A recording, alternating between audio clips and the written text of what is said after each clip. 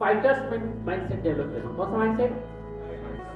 हमें समझना है, जर्नी समझनी है लार्वा से बटरफ्लाई बनने की। ये जो लार्वा जो है, रेंगने वाला लार्वा, बोलो रेंगने वाला लार्वा क्या बन जाता है? उड़ने वाली तितली। ये जो सुंदर से दिखने वाली तितली है, ये एक दिन क्या था? लार्वा। अब रेंगने वाला लार्वा क्या बन गया? बोलो, हाथ ऊपर करो। रेंगने वाला लार्वा एक दिन क्या बन गया? उड़ने वाली तितली। उड़ने वाली बोलना जरूरी है, अब आप हम सब बचपन में जो रेंगने वाली गिरारें थी, वो हमें आकर्षित करती थी या तितली? ऐसे ही जीवन में जो सफलता की उड़ान भर रहा है, वो हमें आकर्षित करता है या जो जीवन को जैसे तैसे चला रहा है वो आकर्षित करता है? तो हमें भी क्या भरना है? उड़ान के लिए क्या चाहिए? बोलो बोलो, क्या चाहिए? लार्वा क्यों नहीं उड़ा? पंख नहीं। लेकिन ये रेंगने वाला लार्वा उड़ने वाली तितली बना कैसे, ये जानना जरूरी है कि नहीं? 4 स्टेज है। पहली है एग स्टेज, अंडा। अंडे में से निकलता है लार्वा। लार्वा को कहते हैं, दूसरी फेज में है ये, इसको कहते हैं ईटिंग मशीन। इसका काम है केवल खाना खाना खाना, लगातार पत्तियां खाता रहता है। और जब पूरा खा लेता है तो ये लटक जाता है तीसरी स्टेज में, इसको कहते हैं प्यूपा स्टेज। किसी पेड़ की तनी से लटक जाता है और जो खाया है उसी को निकाल कर अपने आसपास क्या बना लेता है? आवरण बना लेता है, उसके अंदर अपनी बॉडी को ले जाता है। अब इस आवरण के अंदर कौन गया था? रेंगने वाला लार्वा। हेलो, कौन गया था बोलो? आवरण के अंदर गया था रेंगने वाला लार्वा। लेकिन इस आवरण को तोड़ के बाहर कौन आया? उड़ने वाली बटरफ्लाई। हेलो, अंदर कौन गया था? रेंगने वाला लार्वा। और तोड़ के बाहर क्या आया? उड़ने वाली तितली। ये जो रेंगने वाला उड़ने वाले में बदला, ये ट्रांसफॉर्मेशन, ये बदलाव हुए उसके अंदर, कोकून के अंदर पंख आए, सब आए, लेकिन तितली उड़ने लायक नहीं बनी। तितली उड़ने लायक कब बनी? जब उसने क्या तोड़ा? कोकून, ये जो दायरा था, आवरण था।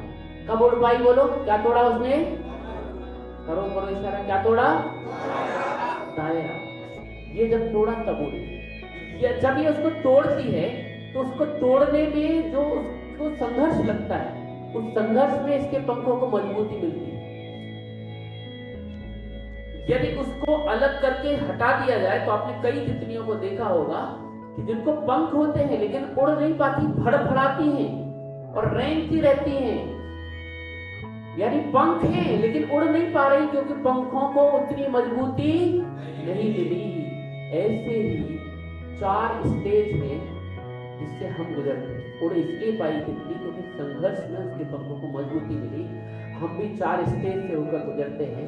पहली स्टेज है गर्भावस्था, अंडे वाली गर्भावस्था। हम सबका डेवलपमेंट गर्भावस्था से शुरू हुआ और केवल शारीरिक डेवलपमेंट शुरू नहीं हुआ हमारा आपका, बहुत सारे डेवलपमेंट्स यहाँ पर हुए। हम माँ के गर्भ में केवल पोषण शरीर से नहीं लेते, माँ के मनोभाव भी हमारे अंदर जाते हैं। ये बिल्कुल प्रूवन है।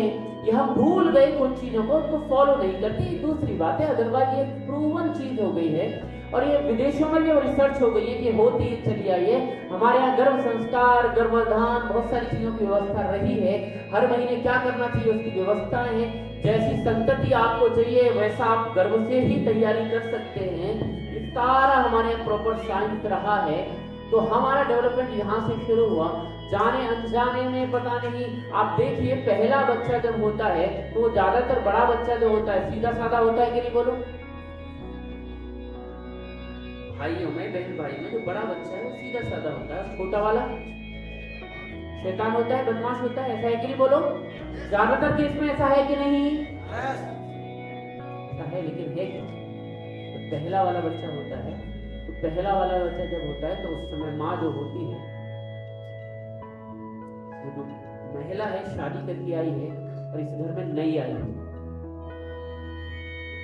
उसको झिझक है, शर्म है, और मैंने इंस्ट्रक्शन के साथ भेजा है सास के सामने आवाज मत निकालना और ससुर के सामने तो सांस ही न निकाल देना। तो बोला जाता है नहीं बोलो, अभी डरी डरी आई है, डरी डरी रह रही है, सास से डरती है, सब डरती है, पहली बार उसे गर्भ का अनुभव हो रहा है, तो भयभीत भी है, डर भी है, कष्ट भी है, दर्द है, बच्चा बूट कर रहा है, हीमोग्लोबिन की कमी है, वो सारे डर 9 महीने बाद क्या होगा, नॉर्मल डिलीवरी होगी, दर्द कितना हो, सारे डरों के साथ जी रही है वो, और सारे डर, शर्म, हया, भय, वो सब भाव किसमें जा रहे हैं? इस बच्चे में जा रहे हैं, जो बड़ा बच्चा, पहला बच्चा। ये तो पहला बच्चा है जो 1 से 2 साल के अंदर वो प्लान किया, नया घर है, नया सब कुछ है, डर भय शर्म सब आ गया है, पहला अनुभव है। जो पहली बार कोई काम करते हैं तो बेसिक झिझक होती है, इसलिए पहला बच्चा झिझक, शर्म, भय, डर इनके साथ होता है, सहमा हो। लेकिन जब दूसरा, तीसरा, चौथा बच्चा होता है, इस महिला को इस घर में 8, 9, 10 साल हो चुके होते हैं, पहले सास से ये डरती थी और अब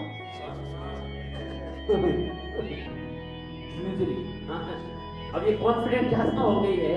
अब इसके साथ दूसरा तीसरा इशू है, तो अब इसे डर भी नहीं है, उसे पता है क्या क्या चैलेंज है, स्वेलिंग आएगी, थोड़ा हीमोग्लोबिन कमी होगी तो खांस लूंगी आयरन की गोलियां, ये सब पता है उसे, कोई बात नहीं, चलेगा, ये कोई इशू नहीं है, वो सारा ज्यादा कॉन्फिडेंट है। अब इस घर में भी 8-10 साल इसने गुजार दिए हैं, अब ये जो सारे कॉन्फिडेंस वाले भाव हैं अब किसमें जा रहे हैं? इस बच्चे, यानी हम सबका डेवलपमेंट वहां से चल रहा है। हेलो, समझ में आ रहा है? वहां से। अब मुझे आपको बताने के पीछे पर्पज क्या है, मैं आपको ये बताना चाहता हूँ कि अभी पर्पज ये है कि जिनकी शादी नहीं है वो ध्यान दें, जिनकी हो गई है वो भी ध्यान दें, जो बच्चे हैं, हम सब मनुष्यों का मुख्य काम है खुद को संभालना, खुद को गढ़ना और आगे आने वाली संतति को गढ़ना। ये सबसे महत्वपूर्ण काम है जो हम मनुष्य को करना चाहिए, सबसे महत्वपूर्ण। यदि मनुष्य रूपी संतति को हमने ठीक से नहीं किया तो इस मानव जगत पर, सृष्टि पर संकट है।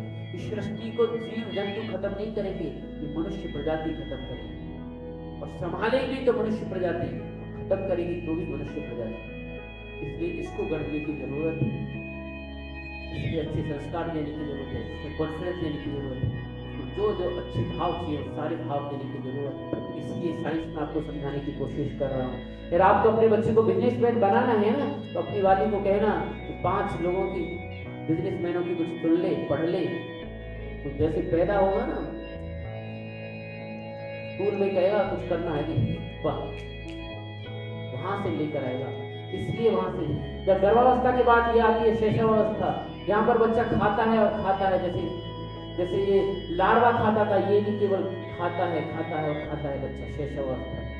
और फिर अगली अवस्था आ गई प्यूपा वाली अवस्था, एडल्ट फेज आ गई, यहाँ पर आवरण बनने शुरू हो जाते हैं, आवरण बनने, बच्चा समझने लगता है और अपना दायरा बनाने लगता है।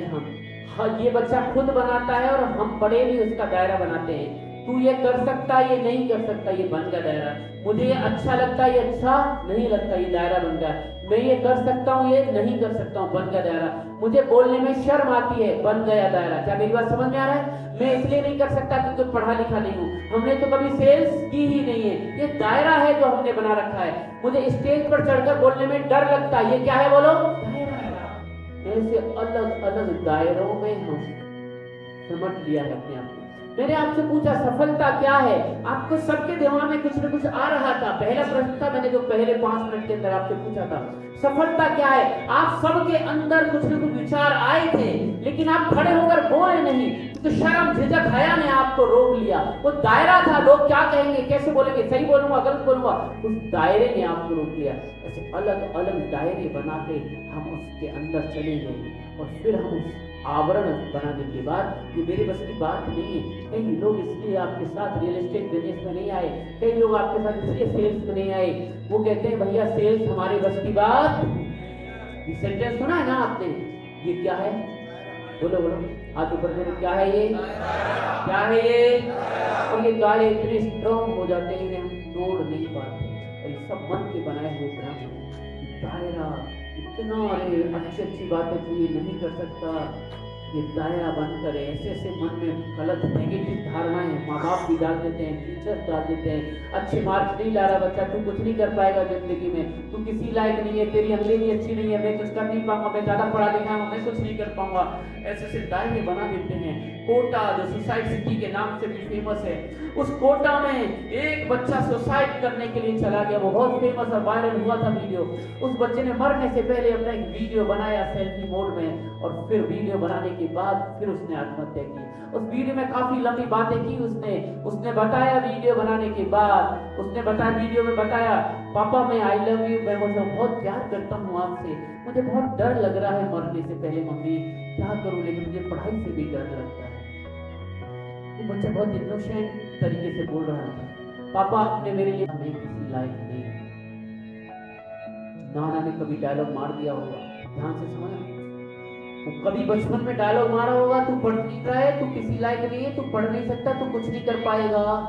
डायलॉग उस बच्चे ने ले लिया, अंकित कर लिया, और जैसे ही वो फेल हुआ उसने नाना की डायलॉग का रेफरेंस उठाया, और नाना का डायलॉग जो दायरा बना हुआ था उस दायरे में अपने को समेट लिया और रेफरेंस लिया, और अपने को माना कि हाँ नाना सही कहते थे, तो बड़े हैं, मैं पढ़ नहीं पाऊंगा, मैं कुछ नहीं कर पाऊंगा लाइफ में, मेरी बस की बात नहीं है।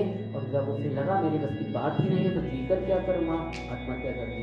इसीलिए ये जो दायरे बनाए हैं, इन दायरों को तोड़ना, दायरों को तोड़कर बाहर आना, संघर्ष करके इन दायरों को जब तोड़ोगे तो मजबूत पंख बनेंगे, और जितने मजबूत पंख होंगे उसके लिए तैयार हैं।